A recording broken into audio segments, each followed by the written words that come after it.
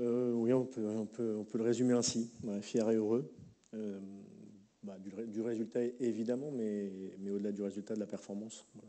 On a joué avec beaucoup d'intention, beaucoup de personnalité, et de le gagner de cette manière-là, ici, face à cette équipe, je pense que ça donne beaucoup de joie et beaucoup de fierté. Bonsoir coach, c'est la troisième fois que vous jouez l'OM en 2 ans et c'est la troisième fois que vous leur posez vraiment des problèmes. C'est quoi? C'est le fait de rester fidèle à votre jeu qui fait que ça gêne l'OM? Je ne sais pas si c'est ce qui gêne l'OM. On est resté fidèle à notre jeu, mais on a fait quand même quelques aménagements à la marge pour leur poser des problèmes, peut-être sur des situations où ils ne nous attendaient pas tout à fait, notamment dans l'aspect défensif, dans l'animation def de notre part, et un peu aussi dans l'animation off. Et voilà, on l'avait préparé ces derniers jours pour amener un peu de variété et aussi pour les contrer, parce que c'est une équipe qui pose quand même beaucoup de problèmes à ses adversaires. Et voilà, je crois que ça a plutôt bien marché. Pour rentrer dans le détail, encore plus de l'autre côté, il y a aussi ce choix que le club est payant en zonage. Est-ce que c'était pour s'adapter à l'OM et son animation, ou vraiment vous pour... J'avais besoin de deux joueurs frais dans les couloirs, même si Francky avait joué aussi tous les matchs, mais il me semblait avoir plus de fraîcheur que Joe. Ça, c'est la première chose. Et je savais que Joe allait rentrer, qu'il y avait des choses à exploiter au fur et à mesure dans leur dos, et notamment dans les couloirs, puisque leur défense à 3 était parfois, quand on menait, parfois ouverte, même avant qu'on mène d'ailleurs, 3-2. Puis après, on a fait d'autres petits aménagements pour densifier le cœur du jeu aussi, avec un positionnement de Flo Sotoka et de David Pereira un peu différent de ce qu'on fait d'habitude.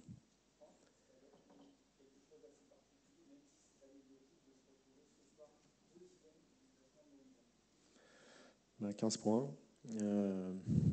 Oui, c'est mieux d'être deuxième que 12, mais au-delà de ça, ce qui me plaît, c'est de réaliser ce match-là dans la durée, avec le score de parité à la mi-temps, où on avait un peu de frustration, et de continuer à jouer, de continuer à proposer du jeu, de continuer à bien défendre, sachant qu'il fallait bien défendre contre cette équipe, je vous le promets. Donc oui, c'est beaucoup de joie. Après la deuxième place, c'est une belle chose pour le club, mais on n'est qu'à la 8e journée quand même. Vous avez lancé, il y avait Christopher Roux qui avait déjà joué dans le Grand Bain du Vélodrome il y a 20 ans. Positionné Radagosset il y a 20 ans aussi, mais c'était la première titularisation cette saison ici au Vélodrome. Je ne sais pas si c'était un pari, mais en tout cas, ça a fonctionné. Vous êtes satisfait du rendement de Benjamin aussi? Je fais jamais de pari.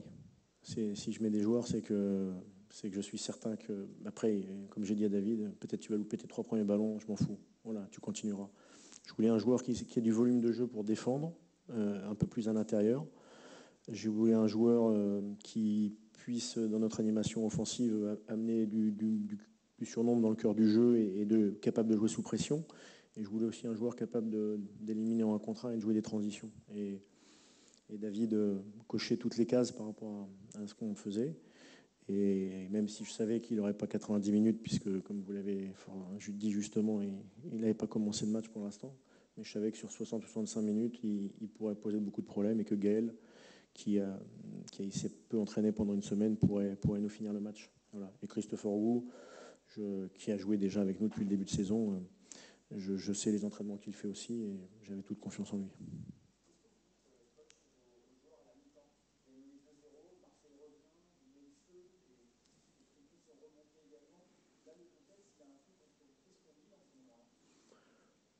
Qu'on est comme au début du match, score de parité, et que la première mi-temps qu'on a faite me donne beaucoup d'espoir. Et je savais, je leur dis, on va continuer à faire. Il y avait un ou deux petits détails sur quelques séquences à régler, mais je savais que si on avait la capacité de le reproduire, même si je sais que Marseille s'est aussi créé des occasions une partie de la seconde mi-temps, notamment sur une première partie de la deuxième mi-temps, pardon.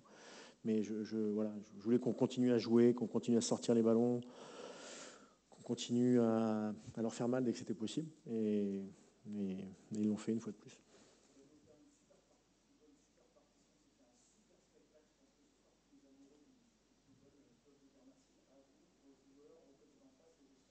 aux deux équipes. Voilà.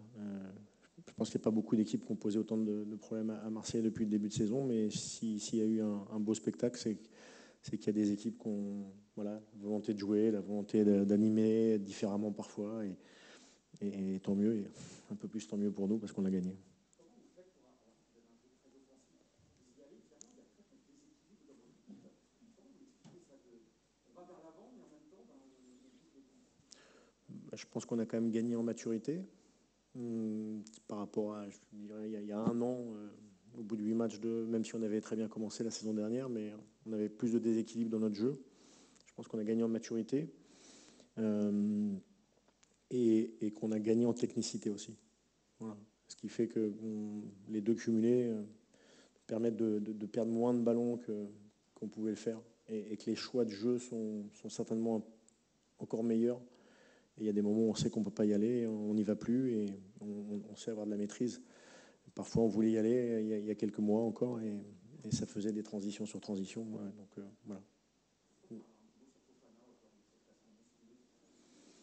Si vous voulez que je donne un petit mot sur tous les joueurs qui ont fait une prestation monstrueuse, je pense que je vais passer quelques temps avec vous.